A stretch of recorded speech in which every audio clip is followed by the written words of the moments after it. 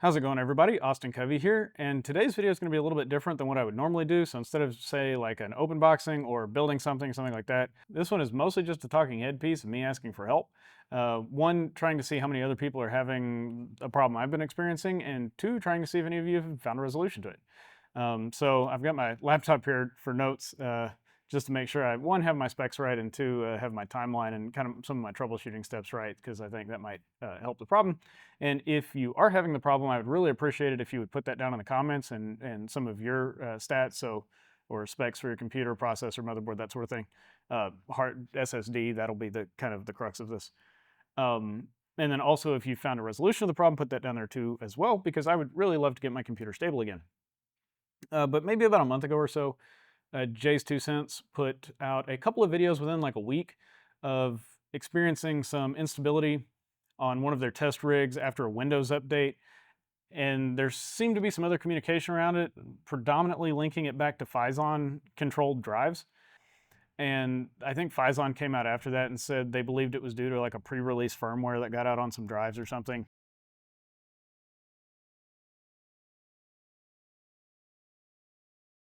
And that didn't make sense. I think in Jay's second video, he said that didn't really make sense to him because they had like store-bought drives. They didn't have pre-release drives. But anyway, Crucial, it seemed like kind of fell on the sword. But he seemed to believe that it in some way linked back to the Windows update that happened immediately prior to that. And they also had, I think they had to do a BIOS update or something, and ultimately that seemed to be that maybe they changed their drive into a BIOS update, and that seemed to resolve the issue for them. So at the time, I'm in the process of moving, so all of my stuff's kind of broken down and in storage or in boxes, and I don't have any Crucial drives. So I saw the video and thought, oh, that's interesting, but I didn't really pay a lot of attention to it. And then about 3 weeks ago or so, I pulled my primary editing workstation out because I was going to do some CPU cooler testing on it, and it hasn't been turned on in several months. And so I booted it up. As soon as it connected to the internet, it did a Windows update. And I went ahead and updated the BIOS because I was trying to get all the software, all the BIOS and everything up to date for testing. And after that, I started almost immediately experiencing instability issues. Not the same type of issues necessarily that Jay was reporting or seeing. Like his stuff seemed to be, it would hard reset boot to BIOS kind of a thing. Mine is not doing that. It's hard resetting, but it's coming just right back up to the, oops, sorry. Laptop screen went out. But it's hard resetting and coming back up to just the Windows login screen. So it's not going to BIOS or anything like that. It resets and just comes right back up to the Windows login screen. And it's doing it at any given time. You can be right in the middle of something. It can be at idle. It doesn't seem to matter. And I had, like I said, I had updated the BIOS. Just a quick overview of what the computer is, because I think that's important. And if you are having this problem, please put it down in the comments, and please provide the computer specs, because that makes it easier to try to isolate the issue. Also, if you've found a solution to this problem, please put that down in the comments, because I'd really like my computer to get stable again. I have found a sort of a workaround, but it's not a workaround that's going to work for everybody, and I'll explain that kind of as we get in. So I have a Ryzen 9 7950X on an ASRock X670E Steel Legend motherboard. 64 gigs of GSkill Trident Z Neo memory running at 6,000 mega transfers. And then an MSI Spatium M470, Spatium, however you pronounce it, M470 2 terabyte Gen 4 drive. And I did not realize that MSI used Phison controllers. After I did some research, I found that out that they use, I think it's an E16 Phison controller. I also have a Gigabyte RTX 3090 Ti, which I don't think plays a role in this, but I don't know. Anywho, so after I updated the BIOS, Windows, all that stuff, I started experiencing stability issues almost immediately. So I tried a couple different things because I didn't know that my drive had a Phison controller, so I didn't immediately attribute it to, or start thinking maybe it was the Windows update. So I rolled back the BIOS. I had updated it to version 3.4 of the ASRock BIOS. I rolled it back to 3.3.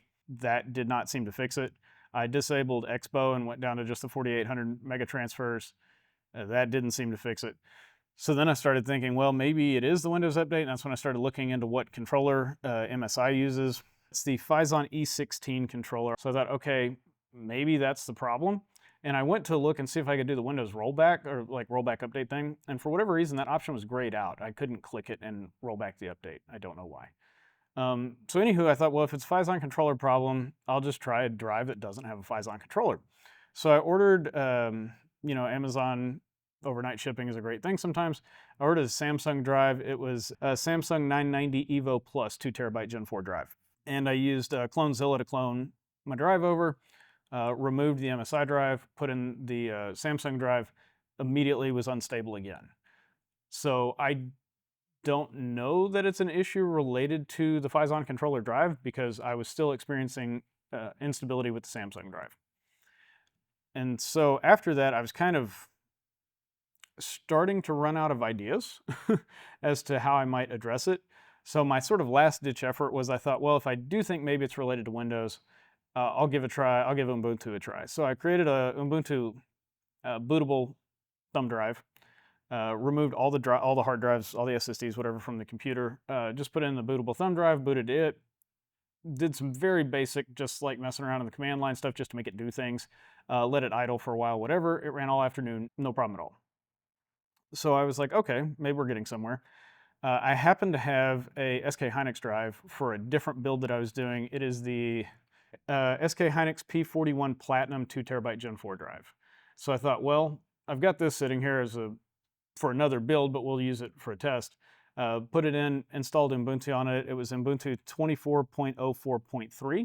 I've been running Ubuntu on this system now for 2 weeks. I've done a lot of stress testing. I did all the CPU cooler testing I plan to do, and it has been completely stable, no problems at all. I even re-enabled Expo, cranked it back up to 6,000 megatransfers, no crashing, no instability issues whatsoever.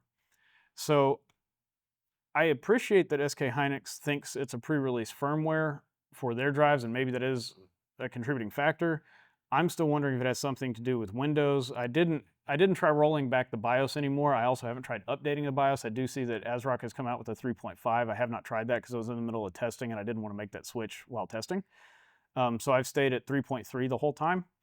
But 3.3 on Windows with 2 different drives was unstable. 3.3 on Ubuntu has been rock solid for 2 weeks under a variety of video editing stress testing in DaVinci Resolve. It's been done Blender, Handbrake, etc., etc. It's run all of those no problem.